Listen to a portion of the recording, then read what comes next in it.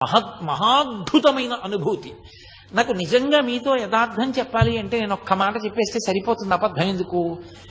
నాకు ఉత్తర క్షణం ఈ 2 మైకులు ఇలా తోసేసి కిందకి దిగి సావర్లకోట వెళ్ళి ఏ రైలు ఉంటే ఆ రైలు ఎక్కి వెళ్ళిపోవాలనుంది తిరువണ്ണామలై. ఇది చెప్తున్నప్పుడు ఆ గిరి ప్రదక్షిణం అంటే నాకు అంత వ్యామోహం, అంత అద్భుతమైనది ఆ గిరి ప్రదక్షిణం, అంత గొప్పగా ఉంటుంది నిజంగా. అది అందున తెల్లవారుజాము సమయంలో ప్రదక్షిణం చేస్తే ఆ లేత సూర్యకిరణాలు పడుతున్నప్పుడు చూడాలి. ఆ కొండ ఒక్కొక్క చోట ఒక్కొక్కలా ప్రకాశిస్తూ ఉంటుంది.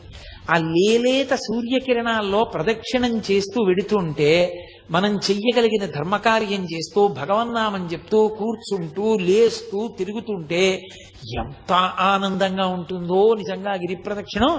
పిల్లలతో పెద్దవాళ్లతో అందరం కలిసి నిజంగా యాత్ర అంటే కొన్ని వందల మంది